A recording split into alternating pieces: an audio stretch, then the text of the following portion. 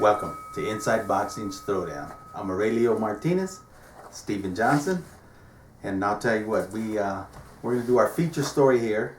And Steve, we're going to start by talking about some current events. I mean, things that are happening in boxing that have just been people have been talking about. We're going to give our take on it. We're going to start with the Jermaine Taylor, and what's happened to him. Once a world champion, got the key to the city, and everything just kind of turned around and went backwards. Now he's in a bad way now. And then also we're going to talk about the Tyson Fury. Same thing here. What's the matter with people where they I don't know, but we're going to talk about it. Let's start with the Jermaine. Tell us what you think about this whole scenario. Well, let's start off with the former middleweight champion, like you said, Jermaine Taylor from Little Rock, Arkansas. Had been given the key to the city a few years ago. I mean, the world in the palm of his hand. I don't know what's going on with Jermaine. I think it's got to be some mental issues, to be honest, Aurelio. But as you folks remember, last year, during the Martin Luther King Day parade, he fired a gun. Then there was an incident last year where he shot his cousin. Okay, and then finally there was another incident where he was charged with battery. So he's got two for sure battery charges. In firing the gun at the Martin Luther King Day parade, the prosecutors dropped the charges of child endangerment, which could have definitely added another 10, 15 years to whatever he's looking at. But the bottom line is he'll be sentenced in April. The judges allowed him to continue training in Florida up until sentencing in April. I don't understand that. I don't get it. Well, let me ask you something. Let's take this whole scenario. Obviously, I'm on the same lines as you are. I think he has some mental problems, some mental issues. Okay. Yeah. But yet he hasn't killed anyone. He hasn't done this. But he's looking at some pretty good jail time. Well, when you say he hasn't killed anyone, that would be next. Well, that's what I mean. So obviously he's got something mentally. Okay. Yeah. So number one, he's going to go to jail. Do you think jail time is accurate? Is in line with him getting, or do you think he should be going to some kind of mental institute to try to find out what's wrong? I mean, take his guns away. Now, obviously, that's a given. Too many weird things are going on in the United States right now. Exactly. To leave someone that has shown that he's mentally unstable. So number one, you take the guns away from him, his family, or anything. I mean, obviously that's a must. But jail time? I mean, no, that has been done. His guns have been removed.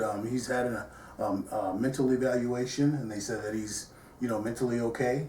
So that's why he's looking at, and I think that's why probably his legal advisor said, hey, they struck a deal and said let's plead not guilty. Guilty to everything that you pled not guilty to, and go ahead and take that time and move on. But at this point, we can't even worry about him as a boxer. That's why I say I don't know why he's allowed to be training in April, because I'm pretty sure that his boxing career is done. Now we have to look forward to what Jermaine Taylor, the man, and his family has to go through. So we just have to hope our best for him. The thing with Tyson Fury, let's move on to that, because this is very controversial. Okay. Yeah, as you folks remember, it was last weekend, not this past, but the weekend before last. He stunned Vladimir Klitschko, and he's the WBA, IBF, and WBO World Heavyweight Champion. This dude, he's got some issues. Okay, on YouTube, a video surfaced where he was speaking about Olympic champion Jessica Ennis Hill, and in the video, and that was on November 21st. Fury says she cleans up good. That was the first part. That will be a no-no. Then the next thing he says, a woman. This is his belief. He says, my belief is a woman's best place is in the kitchen and on her back. Okay, following that up, he says, listen, I'm the heavyweight champion of the world, and people look up to me. He says, if I'm going to get in trouble for giving women compliments for wearing a dress, then what does the world come to? He ends up stupidly saying, look, the proof is in the pudding with me. Don't judge me on a couple of comments. Watch what I do. I'll let you take it first. Okay, meaning watch what I do. Is he referring to what he's going to in do the in the ring? Yes. Okay, well, wait a minute. Obviously, what's the matter with people now? I mean, you know, for the past years he was begging for the fight with Klitschko. He was begging for the money fight. Mm-hmm. You know, he got the fight. He won. Mm-hmm. He's in a position to make some pretty decent money. On rematch. What is it? Yeah, because the rematch, of course, is going to happen. Mm-hmm. Okay, Klitschko decided they were going to execute that Exercise. Not execute, exercise. Execute. I think he wants to execute Tyson. Probably. But anyhow, why don't they have advisors? I mean, someone that obviously can at least coach them as what to say and what not to say. I mean, even at our level, when I talk with our stable of boxers, our professionals, you know, I at least cue them as to things, you know, you say and you don't say. I mean, because the world is listening, and especially when you get to that level, the world's listening, and that's just a no-no. It's stupid. Whether it's the way he feels or the way it's not, it's wrong. Mm-hmm. Okay, we don't live in the 1920s anymore. I mean. It was wrong then, but it was okay to speak out on it. It's not okay to speak out on things like that because it's just not right. And why do people do these things? Well, I told you a while back. You know, this started with Floyd Mayweather. You know, Floyd and all the homosexual and racial innuendos that he made toward boxers. And that was picked up by Adrian Broner. And, you know, the way it is nowadays, 90% of boxing is most of the people that are in a position of power feel like the squeaky wheel gets the grease. And they feel like making controversial comments is the way to get into the public. I mean, into the public's eye. And in this case on him, it's worked. I mean, if he thinks that, if nothing else you can say for him, it's worked because we're talking about it. Yeah, but at the same time, like you said, we all know that, first of all, his reign as heavyweight champion is not going to last long. Let's be honest, okay? It's not going to last long. So I guess he's just feeling he's going to milk it for all he can. But making his comments first as he did before leading up to the Klitschko fight about homosexuals, and now this thing about women, he's not going to last long. He's going to find pretty quickly. There's some 55,000 people, my understanding, already. He was up for a BBC humanitarian award.